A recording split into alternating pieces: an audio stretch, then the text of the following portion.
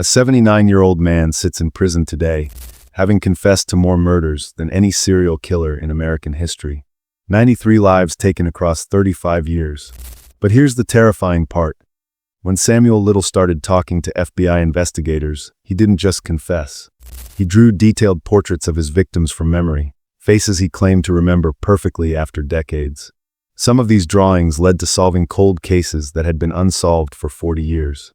The FBI calls him the most prolific serial killer in U.S. history. Yet for most of his killing spree, he was hiding in plain sight. This is the story of how one man terrorized America for nearly 4 decades, and why it took so long to stop him. Samuel Little was born in 1940 in Reynolds, Georgia. Raised by his grandmother, he learned early that charm could get him what he wanted. By his teenage years, he was already showing signs of the predator he would become: shoplifting, petty theft, and most disturbing of all, an obsession with strangling cats and small animals. In 1957, at just 17 years old, Little committed his first assault. He would later tell investigators that he felt a rush of power when he wrapped his hands around someone's neck. This wasn't just violence, it was the beginning of a deadly addiction. But here's the first twist in this story. Little didn't look like the monsters we see in movies. Standing 6 feet tall with an athletic build, he was handsome and charming. He could talk his way into almost any situation. He became a boxer, which gave him legitimate reasons to travel across the country. What nobody knew was that every new city meant new hunting grounds. Throughout the 1960s and early 70s, Little perfected his method. He targeted vulnerable women, often sex workers, drug addicts, or women living on the margins of society. He knew police wouldn't prioritize investigating their disappearances. His victims were often African American women, and in that era, their cases rarely got the attention they deserved. Little's preferred method was strangulation. But here's what made him different from other serial killers. He rarely used weapons or left obvious evidence. To many investigators, his victims appeared to have died from drug overdoses or natural causes. He was a ghost, moving from state to state, leaving a trail of bodies that nobody connected.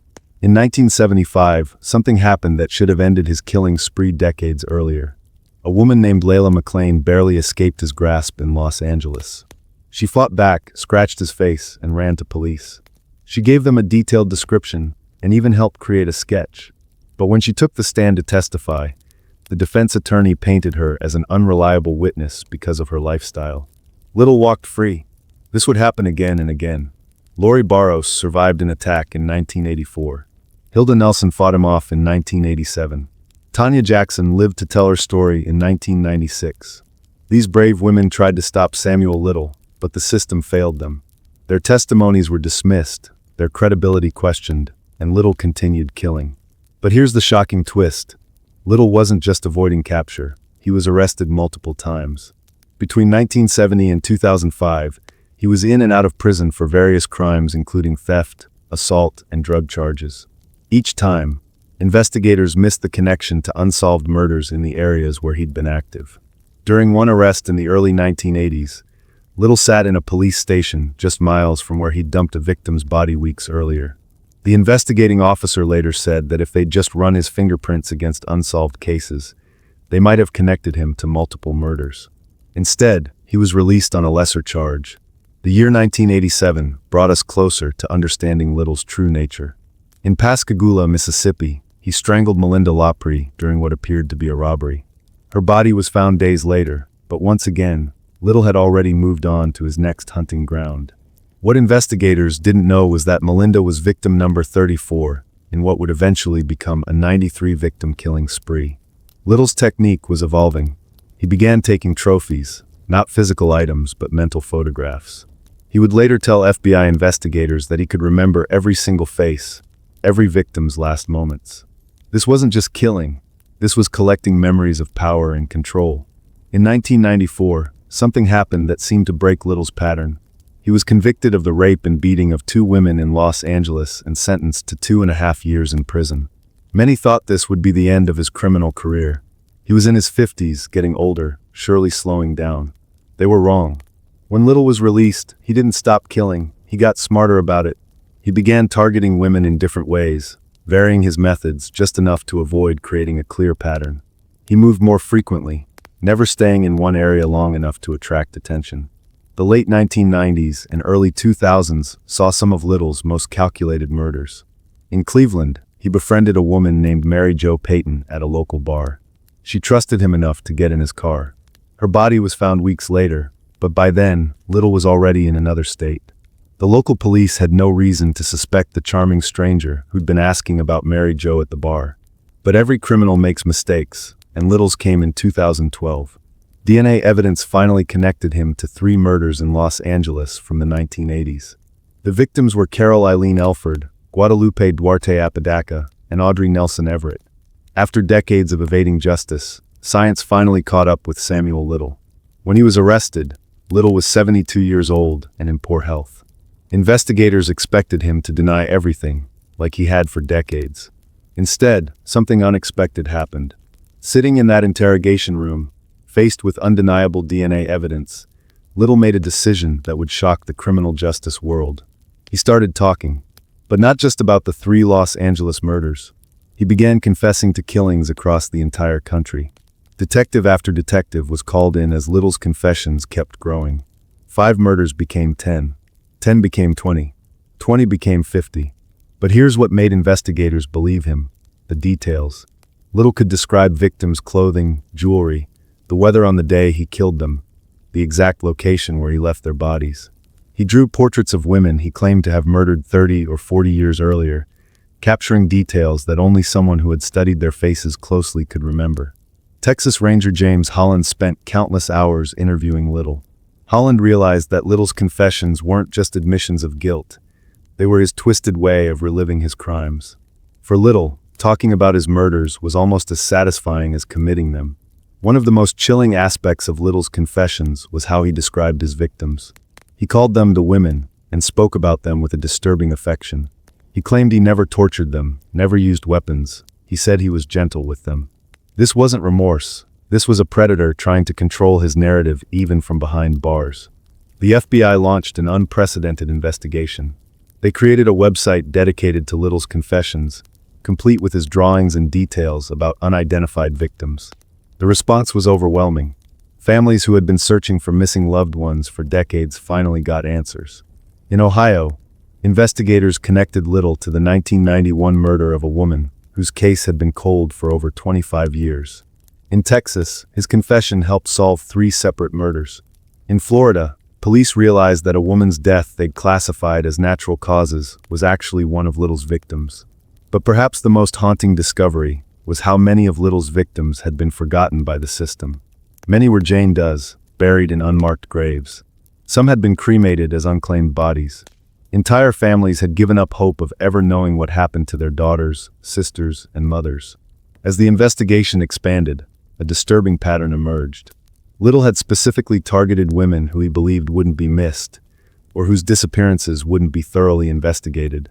He told investigators that he chose victims based on their vulnerability, their isolation from family, their involvement in activities that made them less credible witnesses.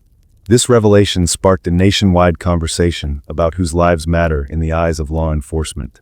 Many of Little's victims were women of color, sex workers, drug addicts, or homeless women. Their cases often received minimal attention, creating the perfect conditions for a predator like Little to operate undetected. In 2018, the FBI officially confirmed what many had suspected.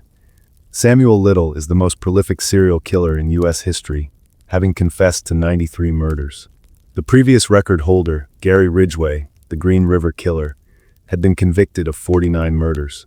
Little's body count was nearly double. But the investigation revealed another shocking truth. More than 60 of Little's confessions have been definitively matched to victims through DNA evidence, but many others remain unverified. This means there could be victims whose cases will never be definitively solved, families who will never get complete closure. One of the most disturbing aspects of the Little case was discovering how close investigators had come to stopping him decades earlier. In 1984, he was arrested in connection with the murder of a woman in Odessa, Texas. The case went to grand jury, but they couldn't secure an indictment. If that case had proceeded differently, dozens of lives might have been saved. Little's health began failing rapidly after his arrest. Diabetes, heart problems, and other age-related issues were catching up with him. Investigators realized they were racing against time, to get as many confessions as possible before he died. The race became even more urgent when Little began showing signs of dementia. Some days he was lucid and could provide detailed confessions. Other days he couldn't remember basic facts about his own life. Investigators had to work carefully to separate reliable confessions from the confused ramblings of a deteriorating mind. In 2020, Samuel Little died in prison at age 80. He took with him any secrets about victims he hadn't confessed to, locations of bodies that were never found, and families that will never know what happened to their loved ones. But his death didn't end the investigation. The FBI continues to receive tips about possible Little victims. They encourage anyone with information linked to Little's confessions to contact them, noting that his memory of dates wasn't always accurate. The Little case changed how law enforcement approaches cold cases and missing persons investigations. It highlighted the importance of treating all victims equally, regardless of their background or lifestyle. It also demonstrated the power of new DNA technology to solve cases that seemed hopeless. Today, Samuel Little's drawings hang in FBI offices across the country, not as trophies, but as reminders. They represent the victims who were forgotten, the cases that went cold, and the importance of never giving up on finding the truth. For the families who finally got answers, Little's confessions brought a mixture of relief and renewed pain.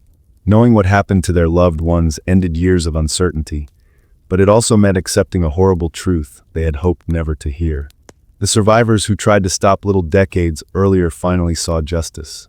Layla McClain, Lori Barros, Hilda Nelson, and Tanya Jackson, women whose testimonies were once dismissed, were finally believed. Their courage in speaking out, even when the system failed them, ultimately helped build the case against one of America's most prolific killers. Perhaps the most important lesson from the Samuel Little case is this: every victim matters. Every disappearance deserves investigation. Every voice deserves to be heard. Little was able to kill for so long partly because society had decided that some lives were less important than others. The FBI estimates that there are between 25 and 50 active serial killers in the United States at any given time. Most will never reach Little's body count, but they rely on the same factors that allowed him to operate for so long: victim selection, jurisdictional gaps, and societal indifference to certain populations. Little's case also revealed the crucial importance of linking crimes across jurisdictions. He operated in at least 19 different states over 35 years. Without modern databases and communication systems, connecting his crimes was nearly impossible. Today's investigators have tools that didn't exist during most of Little's killing spree. The psychological profile that emerged from Little's confessions painted a picture of a man who was both intelligent and completely lacking in empathy. He could charm his way into anyone's trust, but he viewed other human beings as objects for his gratification. This combination of charisma and callousness made him particularly dangerous.